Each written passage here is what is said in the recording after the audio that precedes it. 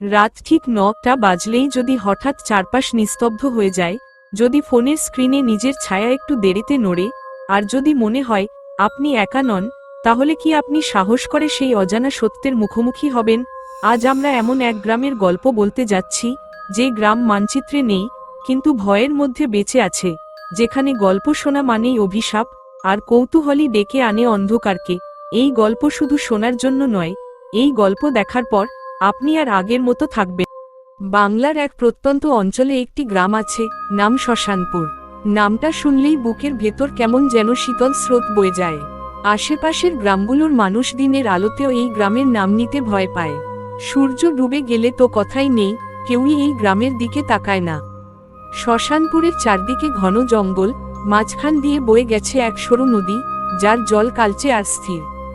বলা হয়, সেই নদীতে কখনো ঢেউ ওঠে না, কারণ সেখানে ডুবে আছে অসংখ্য অতৃপ্ত আত্মা। এই গ্রামে সূর্যাস্তের পর ঘণ্টা বাজে না, কুকুর ডাকে না, আর সবচেয়ে ভয়ঙ্কর, মানুষের ছায়া কখনো কখনো নিজের মতো নড়ে। শ্মশানপুরে একটা অদ্ভুত নিয়ম আছে।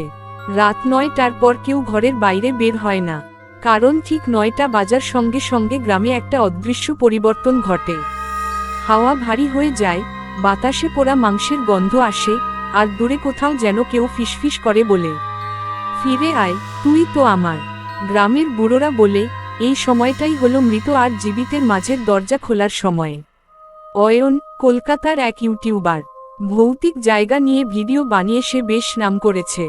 যখন শ্মশানপুরের গল্প শোনে, তখনই ঠিক করে, এখানে ভিডিও না করলে আমার চ্যানেল অসম্পূর্ণ। গ্রামের মানুষ তাকে শতবার নিষেধ করে। এক বৃদ্ধা তো কাপা গলায় বলেই ফেলে, বাবা, এখানে ক্যামেরা কাজ করে না, এখানে যারা দেখা দিতে চায় তারাই দেখা দেয়। কিন্তু অয়ন হাসে, ভয়ের গল্প তার কাছে কন্টেন্ট। গ্রামে ঢোকার পর থেকেই অয়নের ক্যামেরায় গ্লিচ দেখা দিতে থাকে। ব্যাটারি ফুল থাকলেও হঠাৎ 10% হয়ে যায়। রাত সকাল 8:55, হঠাৎ সব পাখি একসাথে উড়ে যায়। চারপাশ নিস্তব্ধ। ঠিক 9টা বাজতেই গ্রামের মাঝখানের পুকুর থেকে একটা নারীর কান্নার শব্দ ভেসে আসে। অয়ন ক্যামেরা তাক করে, কিন্তু স্ক্রিনে সে যা দেখে, তার রক্ত জমে যায়। ডানে ইশারা করা উল্টো হাতের তর্জনী ক্যামেরায় দেখা যাচ্ছে সে একা নয়। তার পেছনে দাঁড়িয়ে আছে একটা লম্বা ছায়া, যার কোনো মুখ নেই। ভয়ে কাঁপতে কাঁপতে অয়ন গ্রামের একমাত্র জীবিত পুরোহিত হরিপদ বাবার কাছে যায়। হরিপদ বাবা বলে, 30 বছর আগে এই গ্রামে এক ভয়ঙ্কর ঘটনা ঘটে। গ্রামের সব মানুষ মিলে এক গর্ভবতী মেয়েকে ডাইনি অপবাদ দিয়ে জীবন্ত পুড়িয়ে মারে। মেয়েটার নাম ছিল মালিনী। মরার আগে সে চিৎকার করে বলেছিল, আমার সন্তান ফিরবে, তোমাদের সবাইকে নিয়ে। সেই রাত থেকেই গ্রাম বদলে যায়। মালিনীর আত্মা একা নয়, সে জন্ম দিয়েছে এক অমানব সন্তানকে, যার জন্ম মৃত্যু আর আগুনের মাঝে।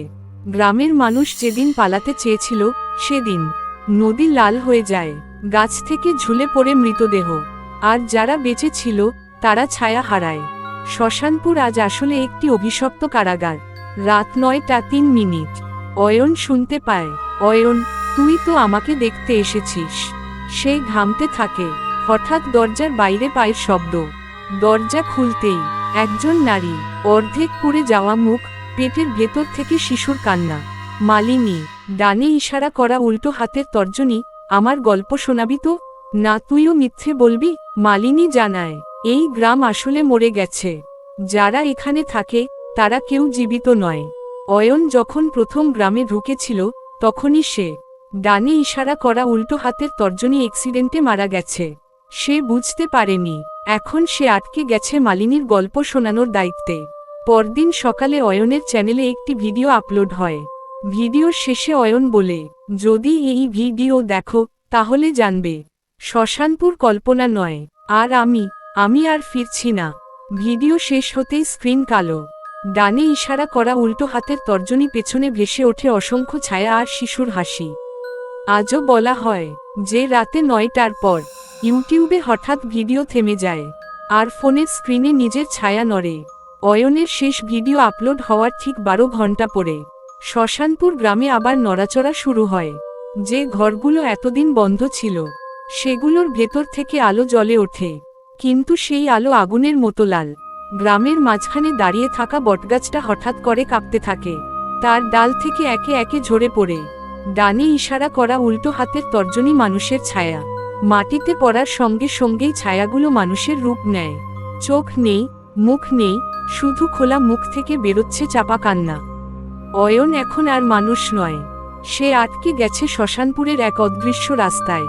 চারদিকে কুয়াশা, পায়ের নিচে মাটি নেই, শুধু কাদা আর রক্ত। হঠাৎ সে দেখে ডানে ইশারা করা উল্টো হাতের তর্জনী তার নিজের মৃতদেহ রাস্তার ধারে পড়ে আছে, মুখ বিকৃত, চোখ খোলা। অয়নের মাথার ভেতর তখন একটাই প্রশ্ন, আমি যদি মরে যাই তাহলে হাঁটছি কে? ঠিক তখনই শোনা যায় খিলখিল করে শিশুর হাসি। কুয়াশার ভেতর থেকে বেরিয়ে আসে একটি ছোট ছায়া। হাঁটার সময় তার পা মাটিতে লাগে না। হঠাৎ শিশুটি মুখ তুলে তাকায়।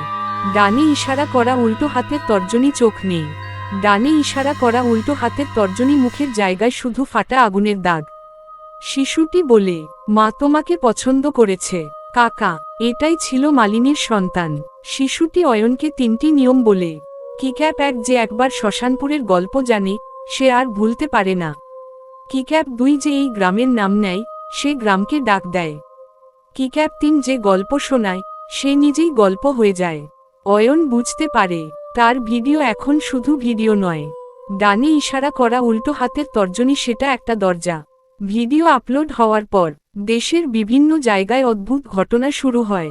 কেউ রাতে হেডফোনে শিশুর হাসি শুনছে, কেউ ফোন অফ করলেও স্ক্রিনে মুখ দেখছে, কেউ আয়নায় নিজের পেছনে দাঁড়ানো কাউকে দেখতে পাচ্ছে। সবাই একটা কথাই বলছে, আমি তো শুধু একটা ভৌতিক ভিডিও দেখেছিলাম। মালিনী শুধু প্রতিশোধ চায়নি, সে চেয়েছিল ডানে ইশারা করা উল্টো হাতের তর্জনী নিজের গল্প ছড়িয়ে দিতে। যত বেশি মানুষ তার কাহিনী জানবে তত বেশি শক্তিশালী হবে সে। আর অয়ন, সে এখন ডানে ইশারা করা উল্টো হাতের তর্জনী মালিনীর কণ্ঠ, ডানে ইশারা করা উল্টো হাতের তর্জনী মালিনীর চোখ। রাত 9টা, তোমার ফোনে নোটিফিকেশন আসে, নিউ ভিডিও আপলোডেড, অদ্ভুত গ্রামের ভয়ঙ্কর ভূতের গল্প পার্ট 3। ভিডিও চালু করতেই ডানে ইশারা করা উল্টো হাতের তর্জনী স্ক্রিনে দেখা যায় অয়ন। ডানে ইশারা করা উল্টো হাতের তর্জনী, কিন্তু তার চোখে আর মানুষ নেই। সে ধীরে বলে, এবার তোমার পালা, কারণ তুমি তো গল্পটা জেনে গেছো। ঠিক তখনই তোমার ঘরের আলো নিভে যায়। অয়নের ইউটিউব চ্যানেলের সাবস্ক্রাইবার সংখ্যা হঠাৎ করে বেড়ে যায়, কিন্তু কমেন্ট সেকশনে অদ্ভুত কথাগুলো লেখা হতে থাকে। ভিডিও দেখার পর আমার ঘড়ি 9টায় আটকে গেছে। রাতে ঘুমের মধ্যে কেউ আমার নাম ধরে ডাকছে। আমার ছেলের সাথে কে যেন কথা বলছে, আমরা তো কেউ নই।